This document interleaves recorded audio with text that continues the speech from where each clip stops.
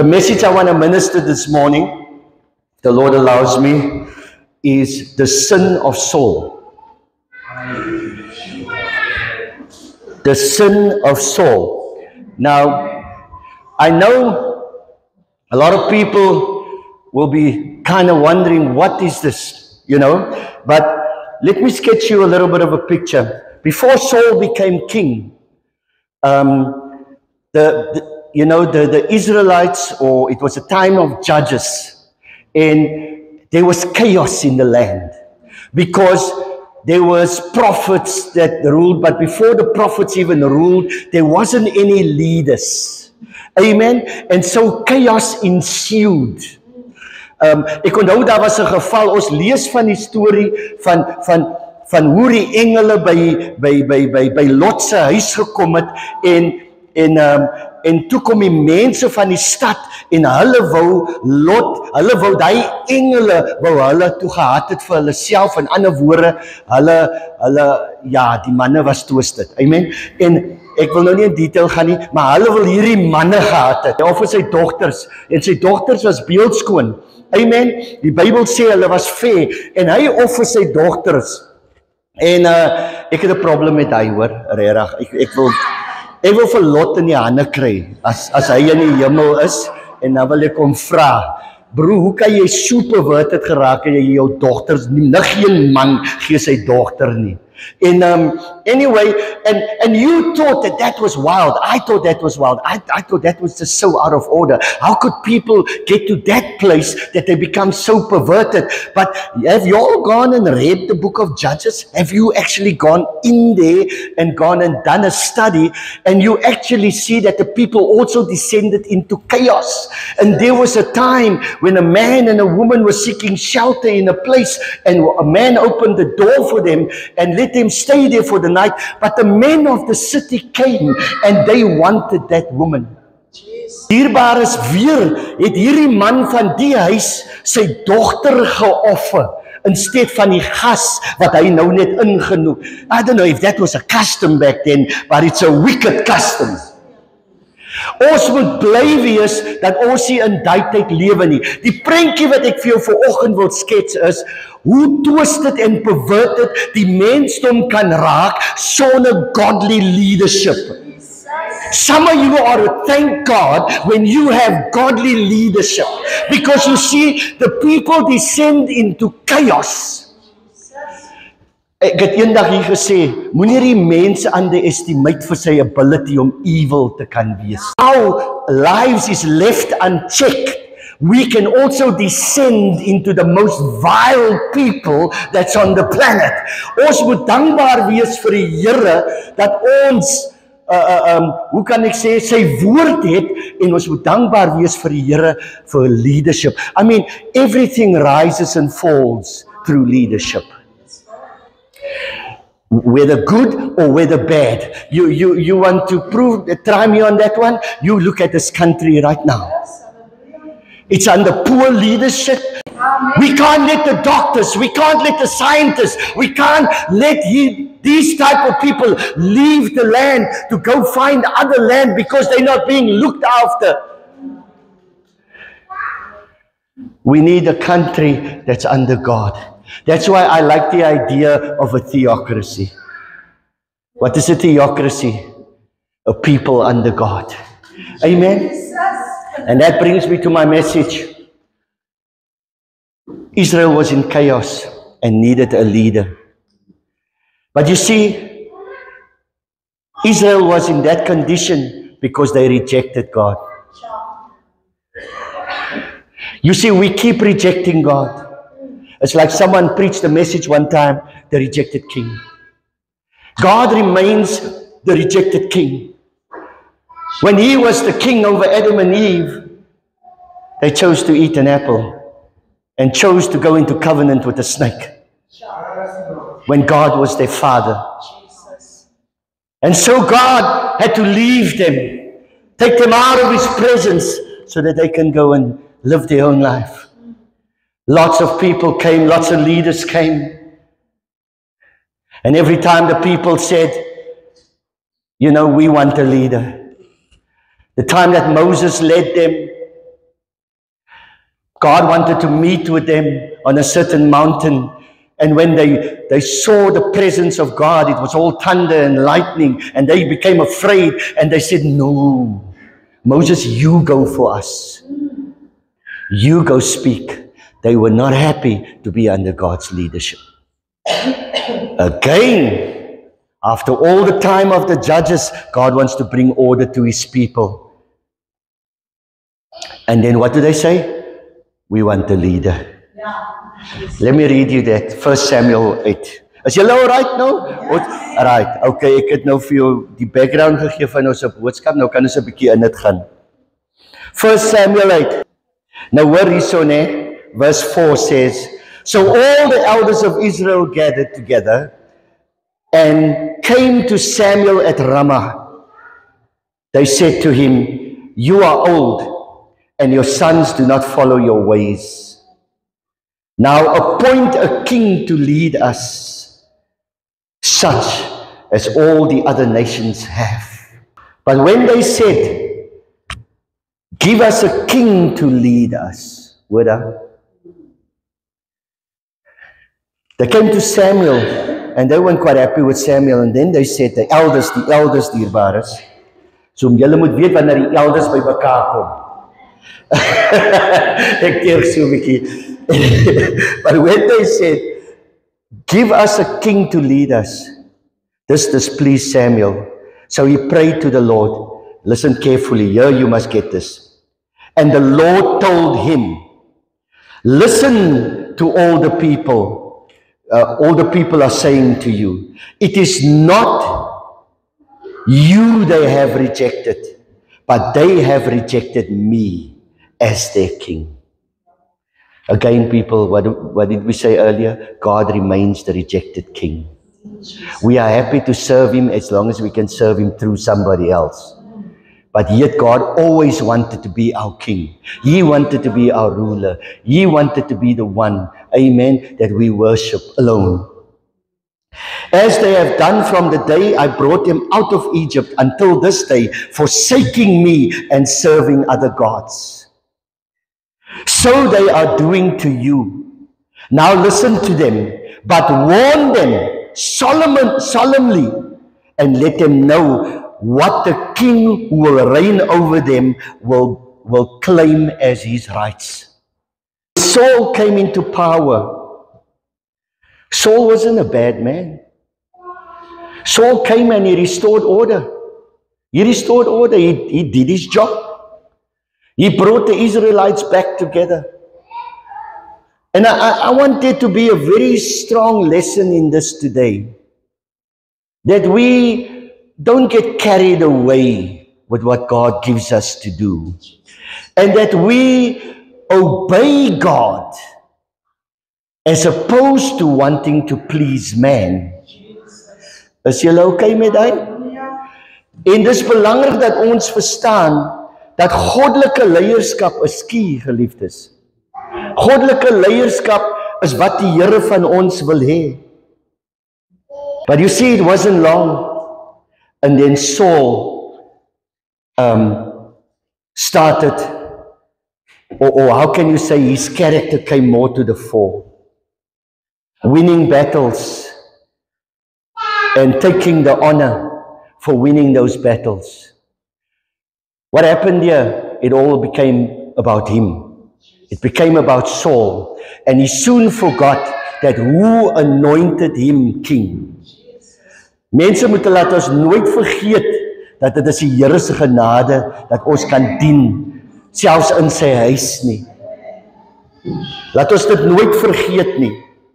You see, God gives Saul an instruction. He says, he must go and kill the Amalekites. And the Amalekites is a pain in God's neck, or the people of Israel's neck, for a long time. They even attacked the children of Israel, and God did not forget. Met die uittog het hulle die kinders van die Here aangeval. En ek wil vir jou sê vanmôre, dierbares, die Here vergeet nie. Amen. Die Here vergeet nie van hy vyand wat jou aangeval het nie. En die Here sê, ek het nie vergeet nie, maar hy moet die Amalekiete gaan aanval en hy moet hulle almal doodmaak. Hy moet alles doodmaak, hy moet alles verwoes. Hy moet die cattle verwoes, hy moet alles verwoes, daar moet niks oorbly van die Amalekiete nie, because die Here weet, dat van hulle weggekom, toe Joshua teen hulle geveg het, en dis juist die probleem wat hulle nou het, en hierdie mense is evil, die Amalekites was evil mense. So right, let's go to 1 Samuel 15, and Samuel said to Saul, I'm the one the Lord sent to anoint you king over the people of Israel. So listen now to the message of the Lord. This is what the Lord Almighty says. I will punish the Amalekites for what they did to Israel when they waylaid them as they came up from Egypt. Now go, attack the Amalekites and totally destroy all that belong to them.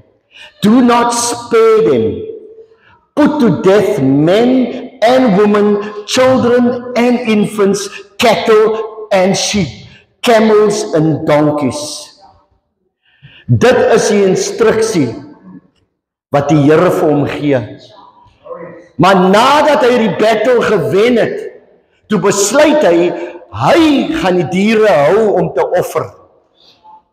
Hy het besluit, hy gaan ook die koning Agag van die Amalekiete gaan hy laat lewe as 'n trofee. Wanneer die Here vir hom gesê het, Boeta, jy moet hy mense heeltemal verslaan. Daar moet niks oorbly nie. Sometimes we are tasked to do things for God, and our own pride takes over. Our own pride gets into the way.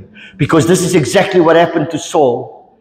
Immediately, Saul followed his own mind. He thought it would be a good idea to sacrifice the animals to God and to keep certain people alive. And when Samuel came to question him and ask him, but Saul, what did you do?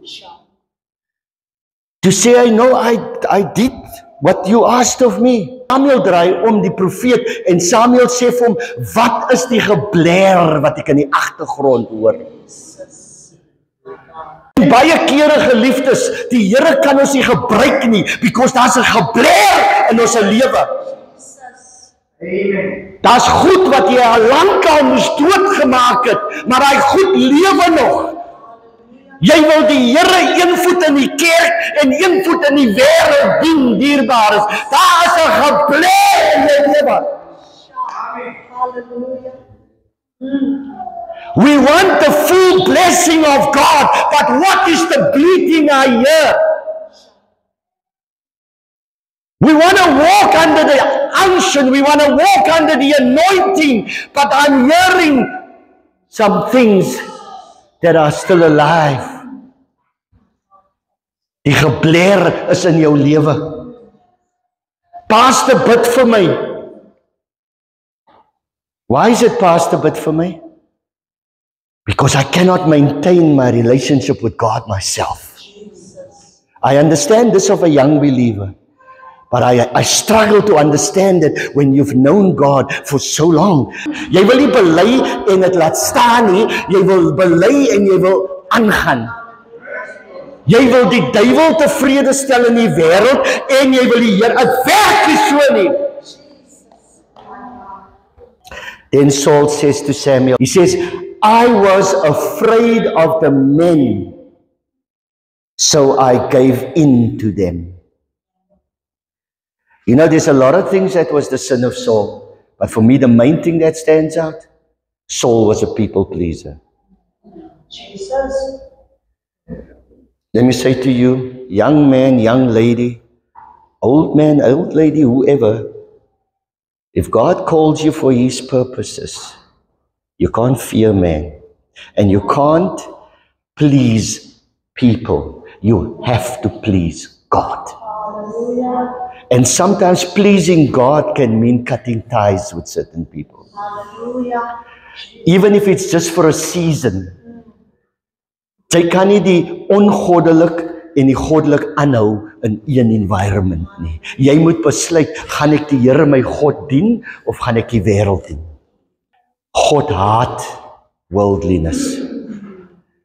He says friendship with the world is enmity to him. In ander woorde, jy's 'n vyand van die Here wanneer jy worldly is. The sin of Saul. Number one, you can't value the opinion of people over God's voice. Number two, Saul was not willing to take correction. Note well, people, you can underline that. Saul was not willing to take correction.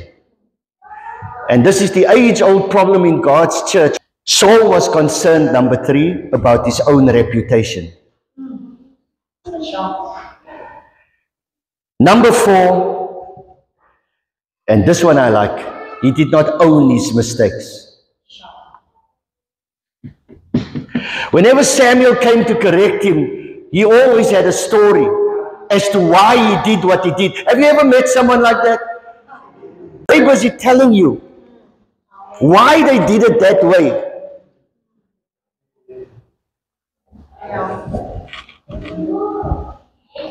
It's very important that you own your mistake. You must own your mistake and then move forward. I have respect for people when they own the mistake and say, Pastor, I'm at fault there. When we're leading other people, we have to learn to own our mistakes. Moenie excuses maak vir jou fout in die geliefdes. Own that mistake. Own it. Own it. Say, that was my fault. I should not have done it.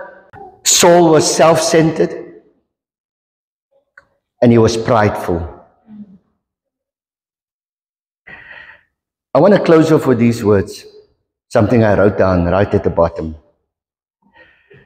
I know I said this was not going to be a popular message, but be that as it may. Amen. You could never hear Saul utter Psalm 51. Amen.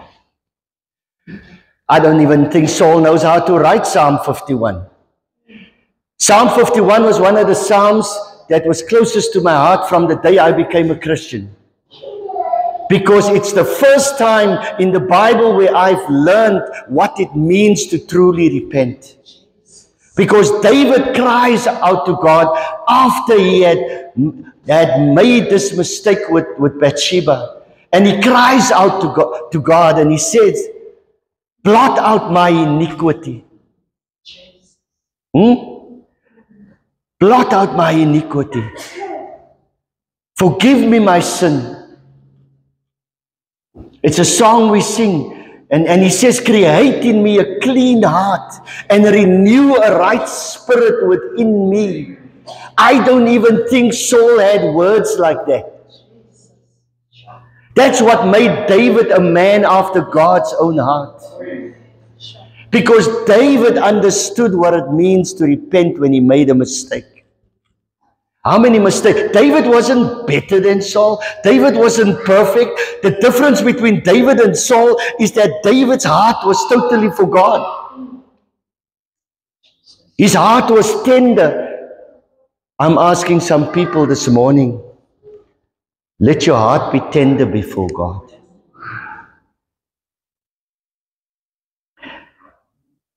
David wrote another psalm where he says, search me, O God, and see if there be no wicked way in me. As ons maar net kan gaan voor die Here, voor ons enige iets doen, om ons harte te ondersoek. There's a lot of people today proclaiming that they love God so much. There's a lot of people today, when we sing the songs, almal kan saam sing van hoe wonderlik die Here is. En hoe lief hulle vir die Here is. Maar ons almal stap nie in gehoorsaamheid nie. We have to be careful that we don't, like Saul, are rejected by God. It doesn't matter how anointed, how appointed you are this morning, you can be rejected by God. Your ministry will become null and void the day you start pleasing people. And this is the reality, people. This is the reality. This is the sin of Saul.